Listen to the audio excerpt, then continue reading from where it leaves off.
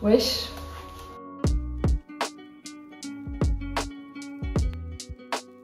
J'espère que vous allez bien. Je dois tourner cette vidéo en 35 minutes chrono. Je suis complètement à la bourre aujourd'hui et ça fait un petit moment là que je me suis pas posée. Pour vous parler, j'ai envie d'éternuer. Il y a pas mal de monde qui m'ont demandé de faire une vidéo sur mes classiques préférés, les classiques qui m'ont le plus marqué, etc. Mais en fait, j'ai l'impression que c'est une vidéo qui est pas très à propos pour mon contenu parce que, étant donné que je lis quasiment exclusivement des classiques, bah en fait je vous parle tout le temps des classiques qui m'ont particulièrement marqué, des classiques, de mes classiques préférés. Genre par exemple pour mes classiques préférés, bah, il suffit d'aller voir ma vidéo, enfin mon top 5. Et vous avez mes classiques préférés puisque mes 5 livres préférés sont des classiques. Enfin vous voyez quoi. Et donc j'ai décidé de faire une vidéo un peu genre par où commencer quand on veut s'attaquer aux classiques, quand on veut s'attaquer un peu aux grands auteurs de la littérature. Et je vais découper la vidéo en 3 parties. Du coup je vais faire une première partie sur les textes courts parce que j'ai l'impression que ça peut être un angle d'attaque un peu intéressant, accessible notamment pour les non-lecteurs. Une partie sur des textes plutôt moyens, enfin en termes de longueur, mais je sais pas comment appeler ça, enfin, vous voyez. Genre il y a les nouvelles, les pavés et au milieu des romans normaux. Mais du coup, voilà, avec des formats un peu plus longs, mais des auteurs qui sont très accessibles dans leur langue, dans leur format, etc. Et je vais finir sur des trucs peut-être un peu plus ambitieux dans la longueur et dans la langue, à mon sens en tout cas. Je me disais que pas forcément me concentrer sur des romans en particulier, mais sur des auteurs, ça pouvait être un peu sympa. En sachant que c'est que des auteurs que, pour ce que je connais d'eux, j'aime énormément. Et bien c'est parti.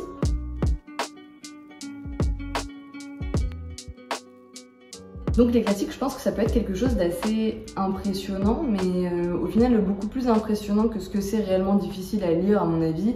C'est-à-dire que je pense qu'on se fait un petit peu une montagne de ce que c'est des classiques parce que c'est souvent des textes ou des auteurs qui vont être étudiés à l'école et que du coup on attache ça à quelque chose d'assez scolaire. On a l'impression que ça va être vraiment un exercice extrêmement difficile.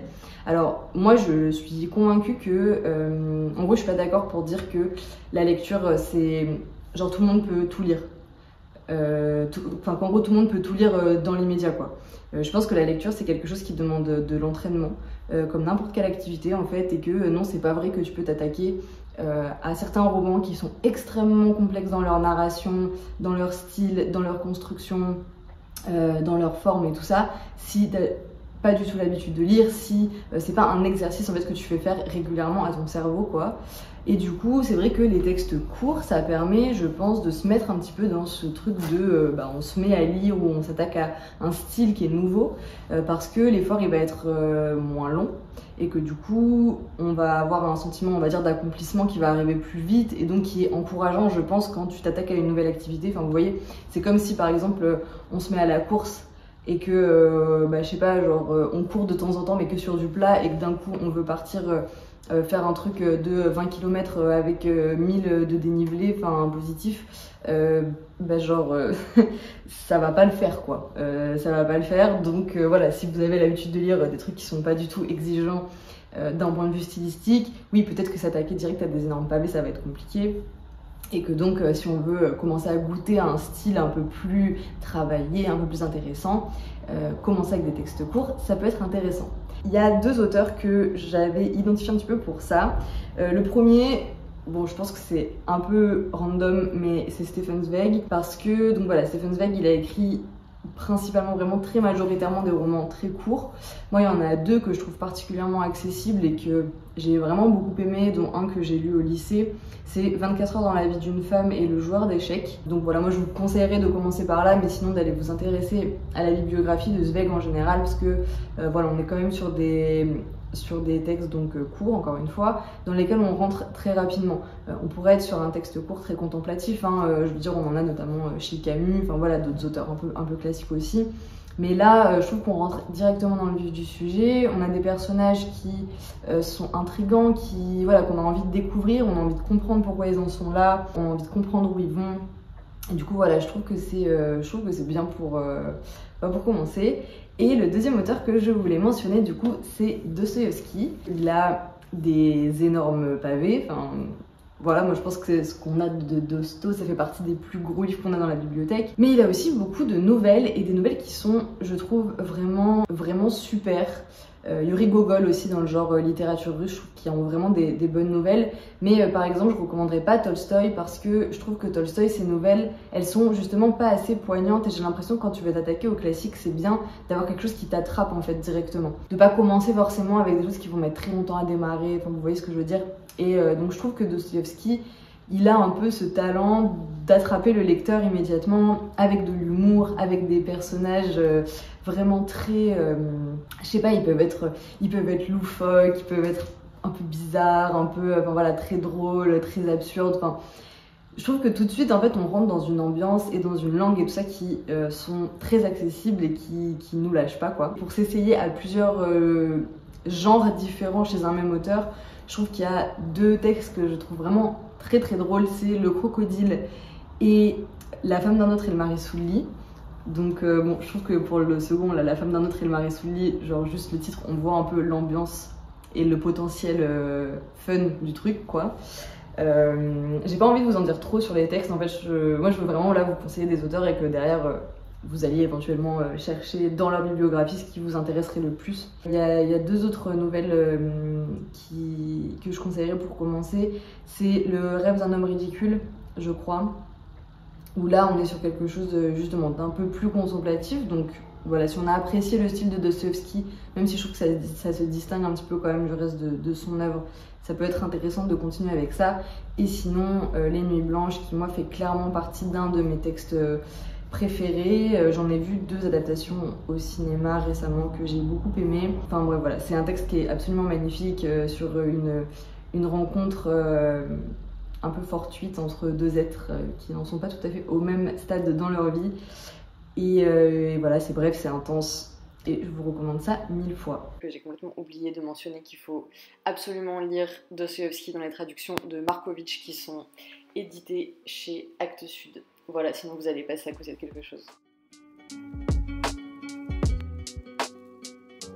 Ensuite, alors oui, j'ai oublié de le mentionner, mais en fait, il n'y a que des hommes dans cette vidéo parce que ben, je trouve que, enfin je sais pas, en tout cas pour les femmes que j'ai lues et que j'aime vraiment beaucoup, je trouve que c'est moins accessible. Genre, je sais pas, par exemple, Duras, qui est une autrice classique que moi j'adore, bah, je trouve que c'est pas forcément accessible d'emblée. Je trouve qu'il faut déjà être un peu lecteur ou lectrice, bon bref.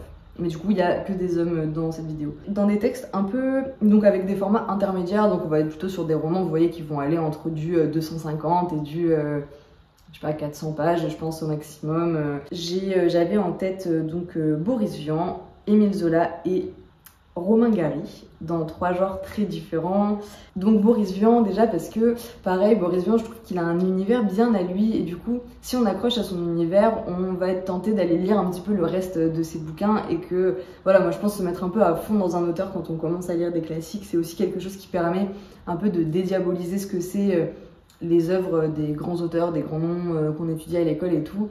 Et je trouve que Boris Vian, il peut vraiment bien remplir ce taf, qu'on peut y aller crescendo avec ses bouquins et que par exemple commencer avec L'écume des jours ou avec certains de ses recueils de nouvelles, il a des recueils de nouvelles qui sont vraiment très intéressants et qui je trouve permettent de cerner complètement son style juste avec un recueil et après de savoir vers quoi vous avez envie de vous orienter dans son travail.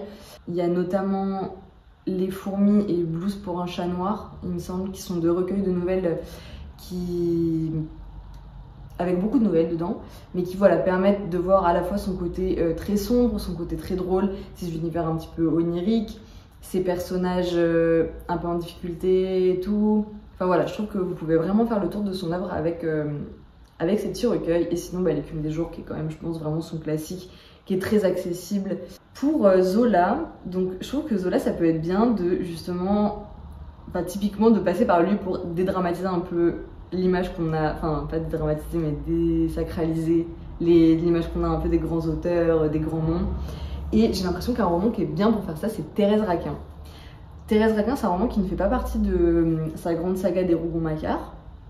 C'est un roman qui est à part mais qui va vraiment s'inscrire dans ce style, dans son naturalisme social, quoi, tout en étant sur un format beaucoup plus court. Et moi, ce que j'avais beaucoup aimé quand je l'ai lu en seconde, c'est que on a une dimension presque un peu qui relève du polar, du thriller. Donc voilà, si c'est par exemple, si vous êtes déjà lecteur ou lectrice et que c'est un genre que vous aimez, le genre un petit peu suspense, voire un peu gore, un peu dark et tout, je trouve que Thérèse Raquin, ça peut vraiment être un roman pour s'attaquer aux classiques et découvrir que dans les classiques, c'est pas genre juste des trucs gnangnan et des histoires d'amour et des personnes torturées, etc. Enfin, torturées par des sentiments amoureux, mais qu'il y a plein d'autres sujets qui sont traités et qui sont traités notamment de manière un petit peu parfois à suspense et tout, enfin bon bref. Et donc voilà, je trouve que Thérèse Raquin y remplit complètement ce rôle. Franchement, moi c'est vraiment le roman par lequel je conseille de commencer Zola parce que je trouve que c'est plus accessible et que si vous ne lisez pas de classiques, encore une fois, si vous lisez des classiques, je conseillerais bien d'autres textes, mais bon voilà. Et oui, le troisième auteur donc, que je voulais mentionner dans cette partie de la vidéo, c'était donc Romain Gary. Avec Romain Gary, je trouve qu'on est encore dans quelque chose qui est à la fois très drôle et très touchant. Moi, les deux textes que j'ai préférés de lui aujourd'hui, c'est Gros câlin et La vie devant soi. La vie devant soi dont je vous ai déjà parlé dans mon top 5. Mais qui sont des textes qui voilà, jouent beaucoup avec la langue française. Ont encore une fois des personnages qui sont très attachants. Enfin voilà, vous voyez, c'est des trucs qui reviennent, mais qui, encore une fois, pour moi, je pense, sont des critères un peu intéressants quand on veut s'attaquer à une œuvre globale. Et ouais, du coup, Romain Gary, pour s'attaquer un petit peu à justement ce jeu autour de la langue, comment on peut s'amuser avec les mots, leur faire dire certaines choses qui disent pas forcément spontanément, avec des personnages qui justement ont du mal à manipuler la langue et tout. Je trouve que c'est des choses qui sont très intéressantes. Je trouve qu'ils travaillent très bien la question de la naïveté, avec des personnages qui parfois soit sont un peu simples, soit sont des enfants et donc ont un rapport assez naïf au monde, malgré le fait qu'ils traversent parfois certaines épreuves difficiles et tout. Mais voilà, alors bon, là, je sais pas, peut-être qu'avec avec Romain Gary, on est quand même dans quelque chose de plus conventionnel, dans le sens, j'ai l'impression que c'est un auteur qui, un peu comme Zweig, est lu peut-être assez spontanément au-delà des lecteurs de classiques, mais par des gens qui lisent principalement aussi de la littérature contemporaine et tout. Justement, je pense, de par cette accessibilité, de par la richesse de leur œuvre et de par la pluralité des thèmes qui sont traités.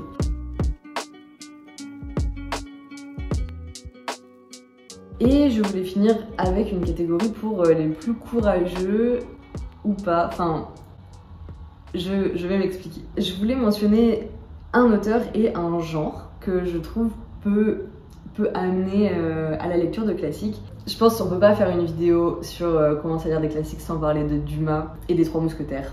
Voilà. Moi je trouve que vraiment, notamment si on veut désacraliser justement la lecture des pavés, alors ça va un petit peu à l'encontre de ce que je disais au début, mais justement pour moi les Trois Mousquetaires c'est vraiment le livre idéal si on n'est pas très exercé à la lecture, mais qu'on a envie d'un truc épique et qu'on a envie de direct désacraliser les pavés. Bah franchement les Trois Mousquetaires, mais vous pouvez foncer. Je trouve que ce qui est intéressant avec les Trois Mousquetaires, là je regardais récemment des stories que j'avais fait à l'époque où je le lisais, c'est que vraiment c'est un récit qui ne perd pas une minute. Enfin c'est un roman feuilleton, donc en même temps, c'est-à-dire que c'est un roman qui est publié si vous voulez chapitre par chapitre, et du coup les lecteurs, il faut que l'auteur ait la préoccupation qu'à la fin du chapitre, les lecteurs ils soient dans l'attente du suivant et qui du coup aillent acheter le journal, etc. pour pouvoir avoir la suite. Donc forcément, il y a, si vous voulez, un travail énorme qui est fait sur comment accrocher le lecteur à la lecture. Et donc pour commencer, je trouve que c'est intéressant quoi. En plus voilà, les Trois Mousquetaires, donc c'est un roman un peu de cap et d'épée, immédiatement de l'action. Enfin, voilà, donc si on a peur avec les classiques de quelque chose de très lent, qui met beaucoup de temps à se mettre en place, avec Dumas en tout cas pour ce que j'en ai lu pour l'instant, il n'y a pas de ça. T'arrives, deuxième page, t'as direct un combat, t'as direct une provocation en duel, ça se regarde de travers, ça part dans tous les sens et tout ça. Et la construction des personnages, elle se fait au fil du récit. Donc voilà, je trouve que c'est un format narratif qui peut rendre le pavé accessible.